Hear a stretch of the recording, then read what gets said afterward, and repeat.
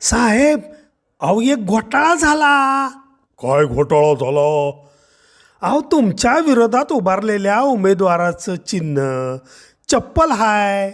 बर मग.